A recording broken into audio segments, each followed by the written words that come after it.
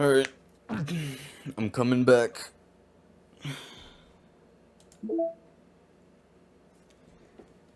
Alright, so I'm gonna go ahead and start this right off the bat with, Trust Part 2. This is the second part of the side story from Trust Part 1. Oh, the music. Wow, everything is very loud. I'm not gonna lower it down too much because I noticed that, the music was very quiet and nobody was able to hear it in my last video. Just a little bit more. That's great. That's good. Alright, so welcome to the unknown part of the internet. My name is Badermate. I'm going to go ahead and start reading the Trust Part 2.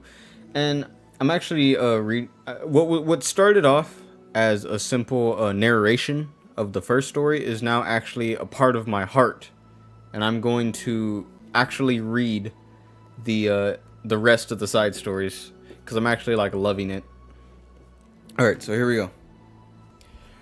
Another day passes in a flash, and it's already time for the next club meeting. Although Monica should have come up with a plan for today's club tasks, she hasn't been able to shake her guilt and anxiety after reading Sayori's poem. Alright, I'm gonna bring back the voices too. Not that I suffer from multiple personality disorder or anything, but, I just figured, well, if it ain't broke. I'm so stupid. How did I let myself be the center of attention? Sayori is going through these kinds of feelings, and I'm letting her confront me instead of the other way around. What kind of club president does that?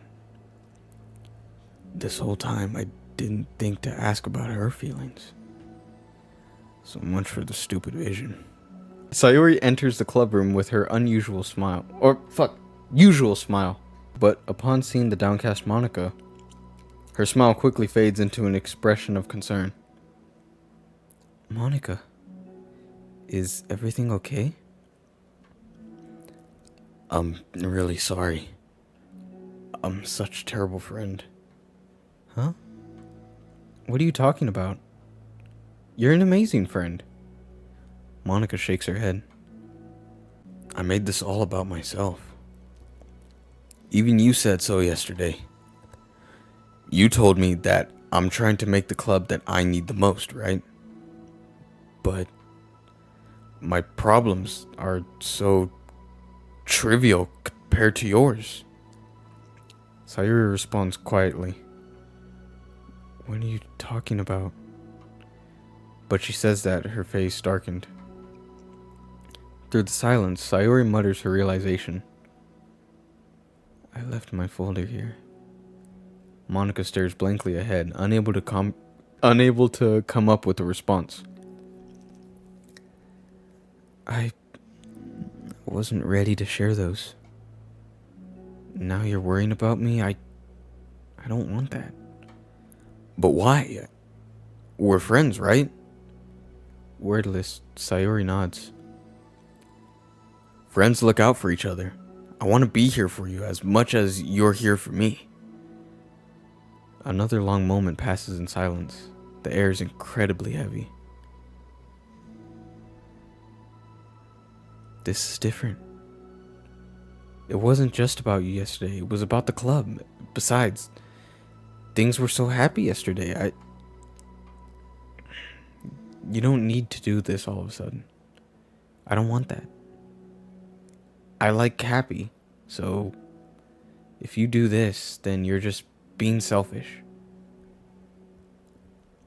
Monica massages her forehead, struggling through the frustration of such a paradox. It's understandable that Sayori isn't ready to share certain things. But as unfair as it is for Monica to pry, it's also painful for Monica to force herself to ignore the needs of her friend. I'm sorry I looked. I disrespected your privacy. No, I don't blame you for looking. You would have at least needed to check if it was mine. Yeah. Monica takes a deep breath. Okay. I understand that you don't want me to worry. And I think I'll be able to put this aside so that we can move on. But can you promise me something? Promise you what? Monica pauses to collect her thoughts. This is the Literature Club. It's a place where people can express themselves in the ways that life normally doesn't allow them to. That's the vision. In fact, it's our vision. Right the way into your heart, or whatever. So I just want you to promise me that you'll remember that too. It doesn't have to be right now, but I want to be here for you when you need it. I want us to be ourselves like that. Sayuri smiles gently. I'll promise if you promise. Unable to help it, Monica returns Sayuri's smile. I promise. Me too. As the conversation closes, the mood in the room is lifted. With that behind, it's time to proceed with the club activities. So, want to teach me about poetry? Huh?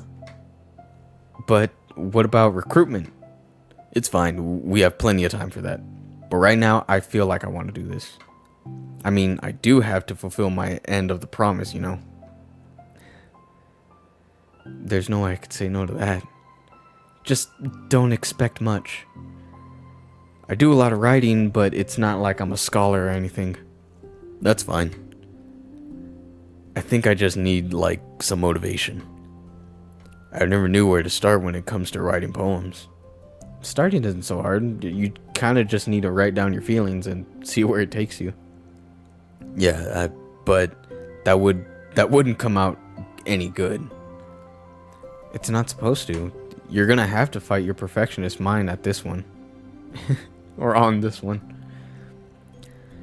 You can just start by writing your feelings and see what kind of things it makes you think of.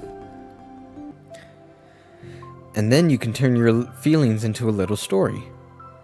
You can get your feelings down first and then make it sound pretty later. It's not like building a railroad where you go from one end to the other.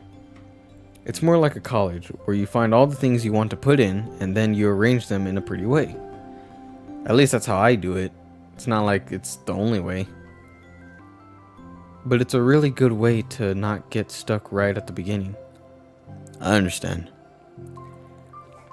Yeah, I always get caught up in how it sounds that I forget what's actually important.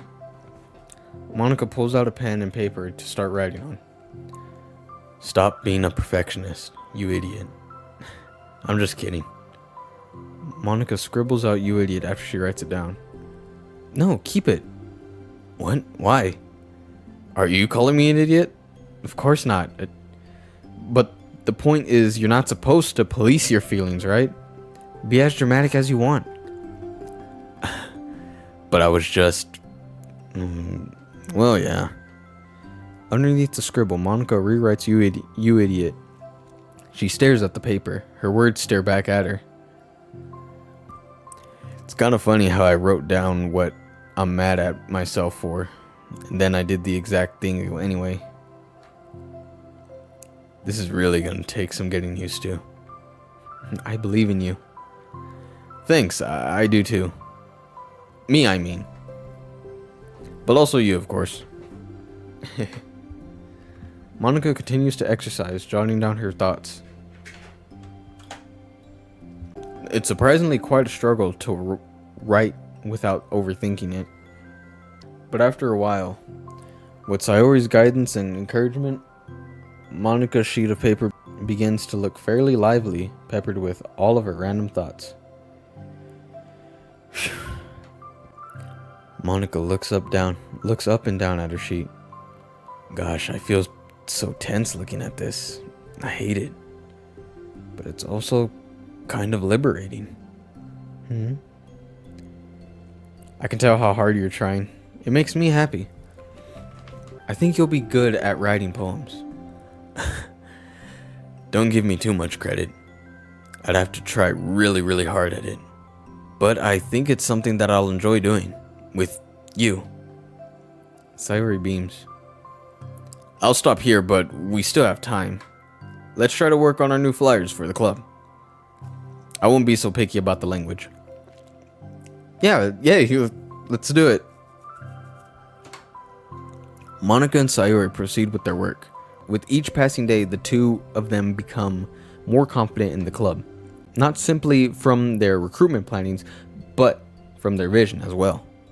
As their bond strengthens, so does the essence of their literature club. Finally, they begin to truly feel it's only a matter of time before they find more members.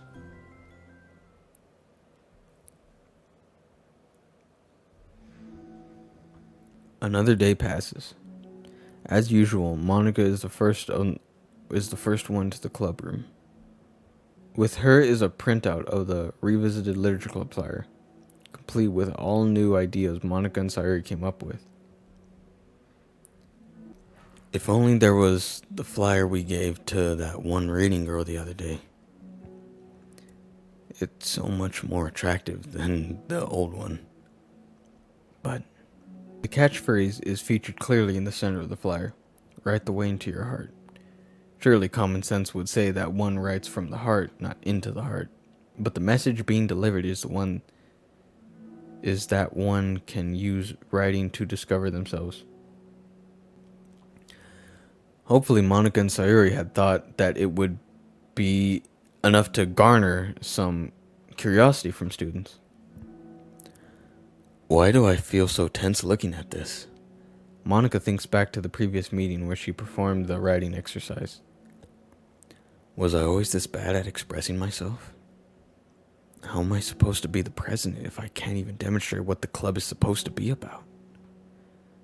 The literature club is truly beginning to take form. But with that, the weight on Monica's shoulders only becomes heavier. Debate club was always about rigid structure, formulating airtight points and counterpoints and delivering them with convictions. It was about the person on the outside. That's why Monica was so good at it. It existed entirely within her realm of comfort. It's suffocating. I need to break through this mental wall. I need to learn to express myself. For real.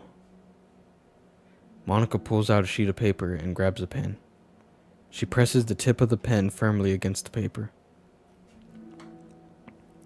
But her hand doesn't move. Instead, a tiny blot of ink collects around the tip of her pen.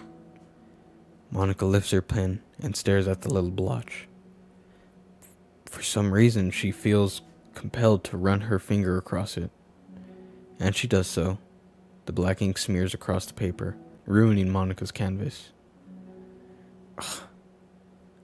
Out of spite for herself, Monica presses her pen down once again, letting the ink collect. She creates a second smear on the paper. Come on, Monica. Just move your hand. Monica writes,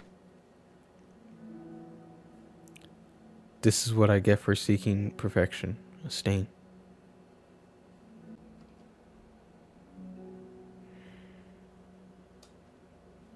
Monica slides the paper away from her and puts her head down on the desk.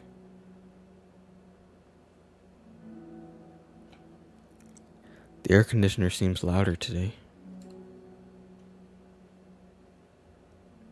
I'm here. Hi. Monica hears Sayori approach her desk, then stop for a second, probably reading the piece of paper. Then she sits down in the adjacent desk. Bad day? Mm-hmm. Me too. You too? The new flyer looks so good. You've been working so hard on the club, but also something else, I think. I can't do that. I can't do it. I'm sorry. It's so hard to just be vulnerable. Sayori takes the sheet of paper from Monica's desk. She writes something down, then stares at it for a while. Can I trust you? Of course. You can trust me with anything. Sayori gazes at Monica with sadness in her eyes. Understanding the signal, Monica takes the paper from Sayori's desk and reads it.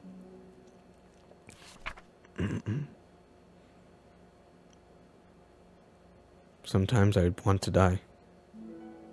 Sorry. This is really, really hard for me. Her voice shakes. So if I can do it, you can too.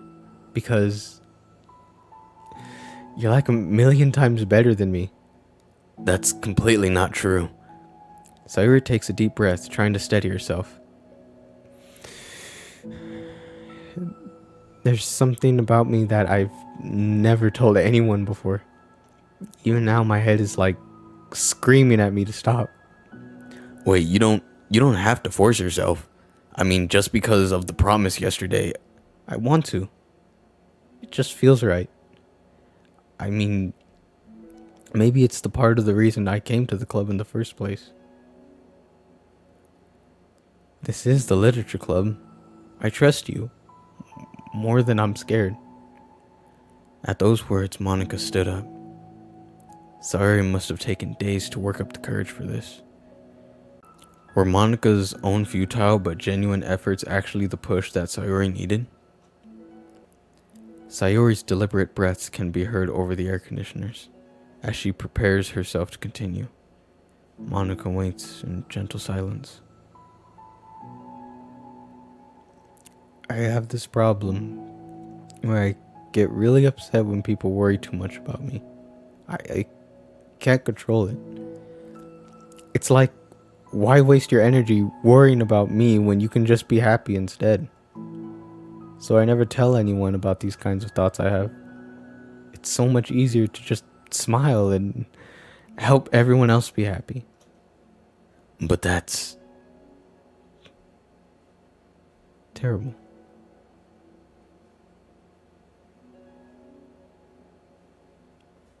That's what Monica wanted to say, but she stopped herself in fear of saying the wrong thing. It's just that if anyone knew about it, then they wouldn't treat me the same anymore. Like, whenever I'm not smiling, everyone would worry about me and ask me what's wrong. I know that because it used to be like that for me. Sayuri pauses, seeming to recollect something from the past. I just want everyone to be happy. That's the most important thing to me. And letting people look inside my head doesn't bring happiness to anyone. Sayuri pauses again, her solemn expression making her look almost like an entirely different person. How did you find the courage to tell me this? You're not worried that I'll be one of those people too? I am worried. Part of me really hates myself for doing this, but another part of me, I think, just felt like it would be different this time. Whenever we talk about what the club is supposed to mean, I keep feeling like it was right for me to do. Especially after you've been trying so hard to express yourself. It made me feel like I could say it in confidence. And our friendship doesn't have to change. It's so silly that the club is only 2 people and it already means too much for me. Monica feels a tightened sensation in her heart. A feeling of connection as Sayuri's emotions radiate between them. Me too. I was so lost until you showed up. You're brave, Sayuri. You're very brave and strong. I don't even compare. Monica steps forward. But if nothing else, I can at least offer you some hug energy, if you'd like.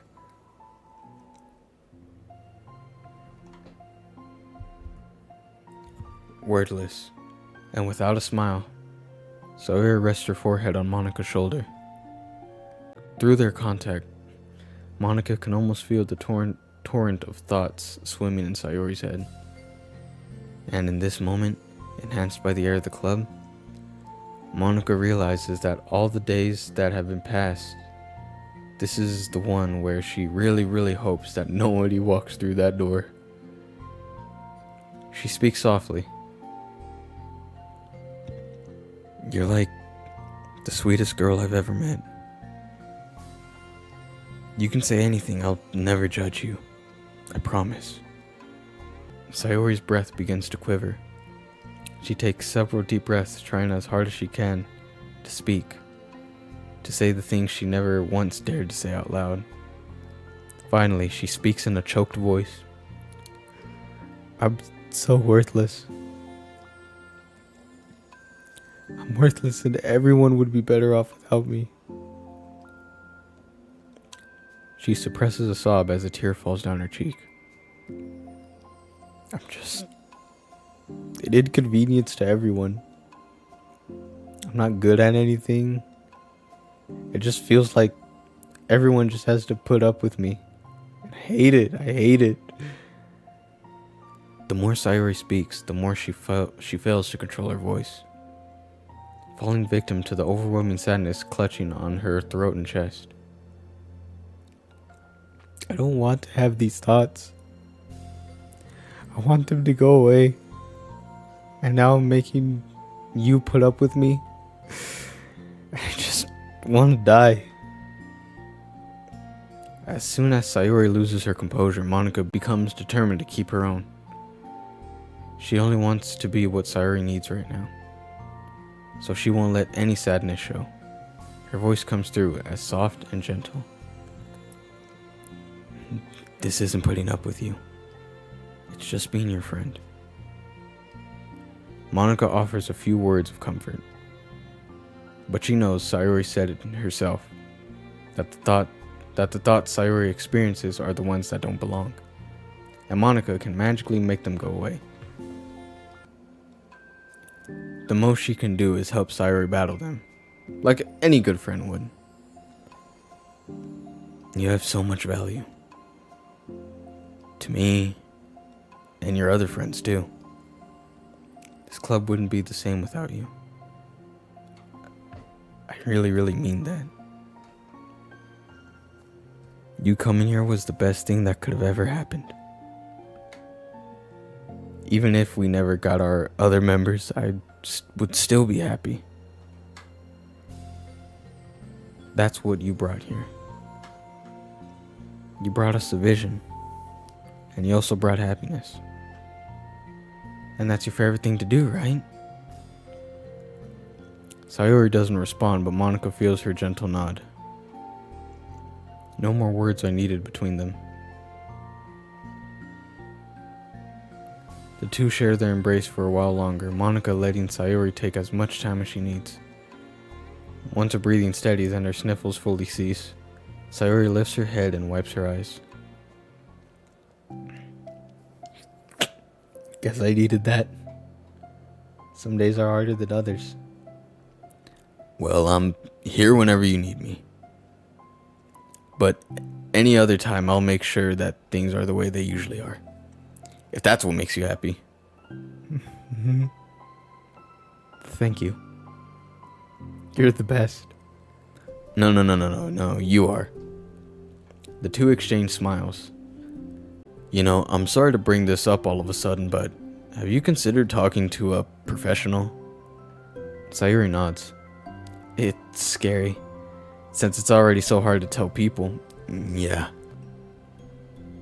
Well, of course, it'll always be your choice, but if you're ever looking to find the courage for it, I can do my best to help. Thanks. I think it helps knowing that you would. Sayuri suddenly yawns and stretches.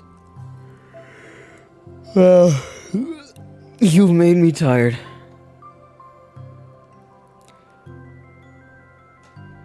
And hungry. Well, it won't make you do any work today if you're not up for it. No, I want to. I mean, I can say that is definitely one thing that makes me happy.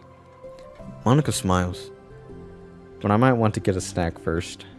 All of a sudden, the sound of the doors caused the two to make them turn their heads. The door opens halfway, then stops. A face peeks in. I think it's Yuri. A face that seems familiar. I think it's Yuri. It's gotta be Yuri. It's definitely Yuri. Was that the end of it? It's gotta be Yuri. I did unlock the new soundtrack. Oh, hell yeah. Ooh, man. More music to listen to. I love the new soundtrack. Alright, so that's the end of the side story, Trust Part 2. Should I go ahead and start understanding 1? Nah, I gotta go to bed. Alright, thank you for visiting the... Wait.